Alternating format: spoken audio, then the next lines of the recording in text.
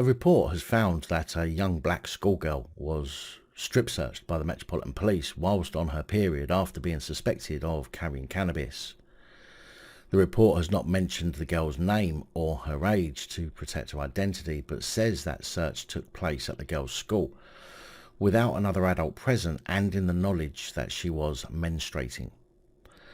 Now, I have to be honest, I don't think whether someone's menstruating or not matters a whole lot to the police, as if it did, women would all be drug mules when they're on the blob.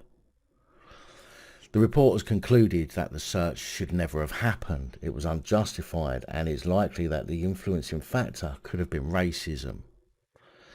The age of the child has not been disclosed in the reports that I've seen, but she was in secondary school. According to the report, the impact of the secondary school pupil, referred to anonymously as Child Q, was profound, and the repercussions obvious and ongoing, as it would for any child, black or white.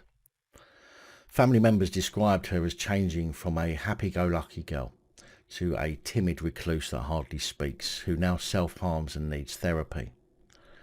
The local child safeguarding practice review, published in March, was conducted by City and Hackney Safeguarding Children Partnerships following the incident at the end of 2020.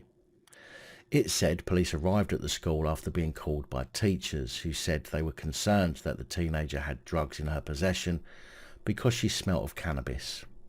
She was taken to the medical room and strip searched by 2 female officers while teachers remained outside. During the ordeal, her intimate body parts were exposed and she was asked to take off her sanitary towel, according to the review. No drugs were found. She was then sent home by taxi, later sharing her distress with her mother. Her family strongly believe the strip search was a racist incident, and the review found that her experiences are unlikely to have been the same had she not been black. Unlikely, but not altogether impossible for it to have happened had she not been black. It said it is highly likely that adultification bias was a factor, where adults perceive black children as being older than they are because they see them as more streetwise. I'm sorry, I've got to call bullshit on that. Adultification bias. What new made up crap is this? I'm an adult. I don't look at young black children and think, oh, he or she's older than they are. This is just another excuse to blame. The police would have been called to the school by the teachers. Explained that the child was X years of age. So where does perceiving black children as being older than they are because they seem as more streetwise come into the facts of this matter when the police would have been aware of her age? In a written statement to the review, the girl said she cannot go a single day without wanting to scream, shout, cry, or just give up.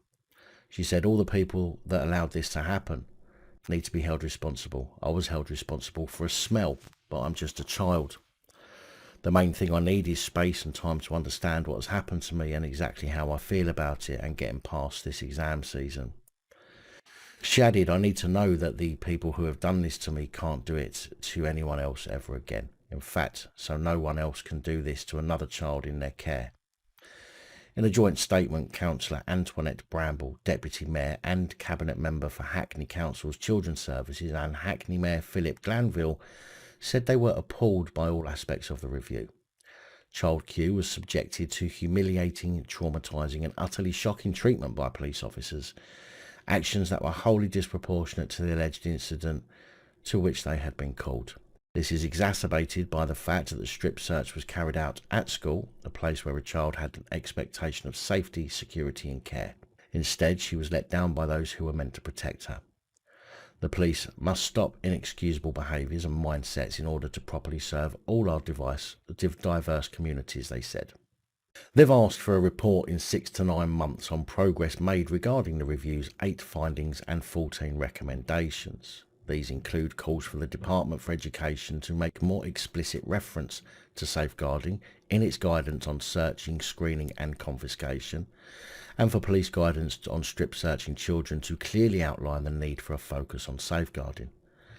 Metropolitan Police said the Independent Office for Police Conduct was investigating following a complaint in May 2021.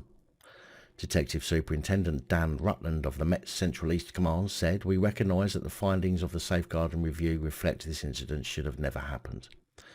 It is truly regrettable, and on behalf of the Met family, I would like to apologise to the child concerned, her family and the wider community."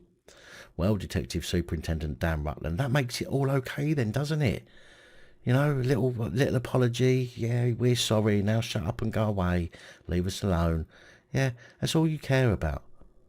You don't care about being held accountable. You don't care about real learning from mistakes. You don't care about progress. All you care about is saving your own arses. And throughout this report that I've seen, I still haven't seen much about the teachers that allowed this to happen. The police we hold to account. Teachers, not so much. And they should be, especially in a situation like this. Big thank you to channel supporters, especially these guys. Your support is truly appreciated. Don't forget to like, share, comment and subscribe. Let me know your thoughts, as I know many of you will. And until next time, stay safe, look after each other, film the police and other officials.